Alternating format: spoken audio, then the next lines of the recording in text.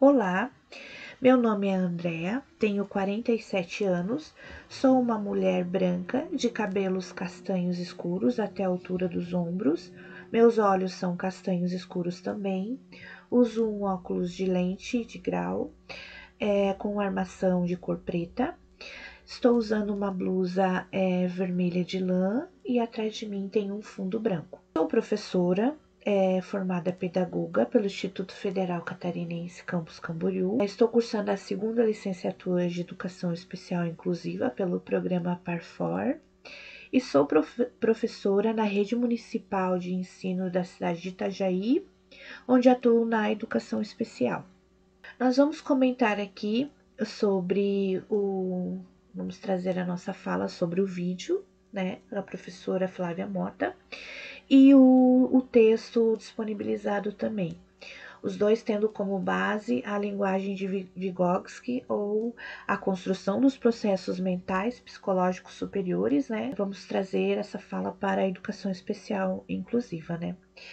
E os processos mentais superiores, qual Vygotsky se refere, que são memória, consciência, percepção, atenção, fala, pensamento, vontade, formação de conceitos e emoção e consciência, né? E aí, com base nas informações, né, dos estudos que fizemos, que realizamos, né, nós vamos tentar responder a pergunta em três tópicos, né? Então, o que seria a pergunta? Qual a importância da linguagem na construção dos processos psicológicos superiores e na construção dos conceitos científicos, né? E a linguagem, ela é mediadora do pensamento e do desenvolvimento. A linguagem é como mediadora do pensamento e do desenvolvimento, né? Ela não é apenas um meio de comunicação, mas o instrumento central do desenvolvimento dos processos psicológicos superiores, né? Como a memória voluntária, a atenção, o raciocínio e o autocontrole, né? Que segundo Vygotsky é por meio da interação social, especialmente com adultos e colegas mais experientes, que a criança internaliza essas funções. No caso dos alunos com deficiência, trazendo para a educação especial, a mediação linguística, seja oral, escrita, gestual ou visual, é essencial para garantir o acesso ao conhecimento e ao desenvolvimento da autonomia intelectual, né? Então, dizendo em curtas palavras, né? A linguagem serve para o desenvolvimento desse aluno, né, sendo mediado pelo professor. O segundo tópico, né, a formação de conceitos científicos por meio da linguagem, né. A construção dos conceitos científicos, como os escolares e acadêmicos, exige o uso intencional da linguagem. Esses conceitos não surgem espontaneamente, eles são formados por meio do ensino sistemático, do diálogo, da reflexão mediada pelo professor, né? O professor como mediador. E isso destaca a importância de práticas pedagógicas que ofereçam a oportunidade de verbalização, de troca de ideias e construção coletiva do conhecimento. Em casos de alunos que não verbalizam aqui, a gente pode trazer a forma de linguagem como outras formas que não verbalizadas, né? Por outros meios de comunicação, como pode ser gestual, pode ser por meios de outros tipos de contatos, né? A troca de ideia, a construção coletiva do conhecimento, inclusive com o uso com as tecnologias assistivas, né? Os recursos visuais para alunos com diferentes formas de expressão. Aqueles que não verbalizam podem fazer uso das tecnologias assistivas, né? E o terceiro tópico é a inclusão à linguagem, o acesso à cultura e ao pensamento, né? A linguagem permite que o sujeito participe da vida cultural, se expresse e compartilhe experiências. Em uma perspectiva inclusiva, é por meio dela que garantimos a inserção de todos os alunos, né, onde haja inclusão, com ou sem deficiência, no processo de aprendizagem e desenvolvimento. A escola tem o papel de criar esses ambientes e oportunizar essas experiências para os alunos, né? Devem ser acessíveis, estimulantes e ricos em linguagens, né? reconhecer diferentes formas de expressão, oral, escrita, libras, recursos visuais, né? Como caminhos legítimos para o pensar, o aprender e o conviver, para que assim possa acontecer o desenvolvimento desse aluno, né? Como o Vygotsky traz no CDP, na zona de desenvolvimento proximal, o aluno, enquanto ele está se desenvolvendo e aprendendo com o outro, com o seu par, com o seu semelhante, né? O outro também aprende, né? São caminhos de duas vias, onde aprende e também acaba ensinando, né? E essas são as minhas considerações. Espero que tenham gostado. Meu muito obrigado e até mais. Olá, tudo bem? O meu nome é Manuela, sou cursista. Vou fazer minha autodescrição. Estou usando uma blusa preta de lã. Tenho cabelos ondulados abaixo dos ombros, em tom castanho escuro. Meus olhos também são castanho escuros.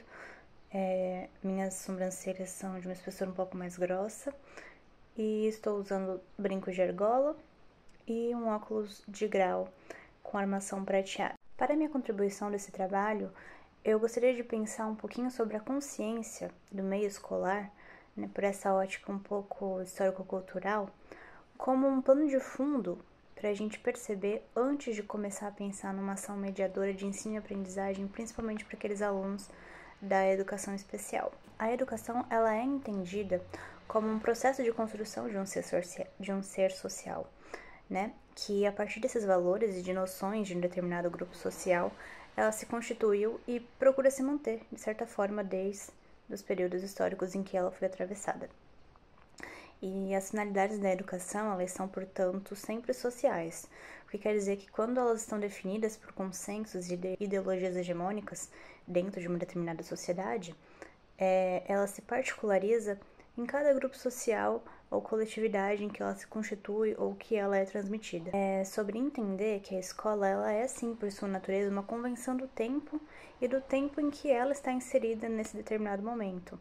Então, de certa forma, ela é, sim, condicionada a uma hierarquia ou a um determinado grupo social que, querendo ou não, né, nesse jogo de valores e também questões de poder social, ela é atravessada de alguma forma. A criança, quando jovem, quando adulto, ele se apropria desses modelos de valores que são transmitidos pela escola, ele acaba aprendendo esse conhecimento acumulado e consensual, né? Aquilo que é tomado como verdade dentro de um momento histórico, que é o momento em que ele está presente. Então, dessa maneira, ele aprende a ver o mundo e se comportar de forma a se tornar um participante ativo dentro desse conjunto social. No entanto, a partir da Idade Média, a educação ela se tornou prioritariamente um produto da escola. As pessoas se especializavam na arte, no saber, né, nessas tarefas que eram transmitidas por outras pessoas, os ditos professores, e essa educação ela acontecia dentro desse espaço específico, né, diferente do contexto social e do convívio ali com a população, né, nessa coletividade. Então, as crianças, os jovens, os adultos, eles se especializavam, né, dentro desses contextos, desses locais que eram reservados, porém, certamente poucas pessoas tinham esse acesso à escola, poucas pessoas iam à escola, conseguiam chegar até a escola, porque elas eram destinadas, sim, à elite daquela sociedade local, né, servindo aos nobres e também à burguesia. Dessa forma, e ao longo do tempo também, atravessados por questões históricas, as atividades eram desempenhadas por grupos dominantes da sociedade e passavam a ser cuidadosamente ensinadas, né? E isso fez a escola um local que, a partir do seu contexto, ela servia como um meio de ensinamento e aprendizado. Então, em determinado momento era um aprendizado de guerra, ora as atividades voltadas ao cavalheirismo, depois ao saber intelectual humanístico ou religioso, tudo que dentro desse contexto, quando inserido nesse contexto, era um conhecimento considerado relevante para aquele grupo hegemônico naquele momento dentro daquela sociedade. Quando a gente pensa que a escola ela permanece sendo atravessada por essas questões históricas e culturais, quando a gente pensa que a escola ela está condicionada a um documento, a um currículo, a um pensamento, a uma organização que às vezes não convém ao todo, tem também essa falta desse olhar sensível quando a gente pensa as crianças que são destinadas à educação especial, né? As crianças que têm alguma questão que necessita dessa atenção maior, não segundo o professor, o atendimento especializado, que é do seu direito. Então, antes de pensar em estratégias, em pensar em maneiras de se transmitir esse conhecimento, a gente tem que perceber que a escola, ela é, de alguma forma, permeada por essas questões ao longo do tempo, e ela permanece sendo condicionada a certas questões que nem sempre estão ao nosso alcance poder modificar, mas estão ao nosso alcance pensar um pouquinho fora da caixa e perceber que mesmo nesse contexto de mundo em que a gente consegue ter um pouquinho mais de atenção para esses alunos especiais, em determinado momento, não é isso que acontece. Por exemplo, na análise de documento que eu fiz, a escola se dizia uma escola que ela era integradora com todos os alunos, independente das suas deficiências ou qualquer outra questão, mas o atendimento para uma criança especial, ele era condicionado a uma sala, num determinado período, de uma determinada maneira, mas no topo do documento se dizia uma escola que ela era acessível, né? Mas esse acessível era um tópico no documento em que a criança ela era atendida dessa forma individualizada e não participava de nenhuma outra questão ao longo do documento. Ela era um tópico de 5 linhas, sabe? Então, antes da gente pensar em estratégias, em ações, é pensar se talvez não seja uma questão estrutural ou talvez uma questão de um pensar coletivo de fato, né? Que o que o Vygotsky já dizia, que cada pessoa, ela é sim aquele agregado de relações pessoais que são encarnadas desse indivíduo. Mas as relações pessoais, elas não vão acontecer se dentro do currículo e possivelmente na prática, esses alunos não conseguem sair desse tópico de um documento, dessa sala específica, desse atendimento individual e não ter esse acesso com as outras crianças, né? Não é encarar o indivíduo especial como um todo, mas encarar ele como um todo inserido no todo. E isso faz uma grande diferença.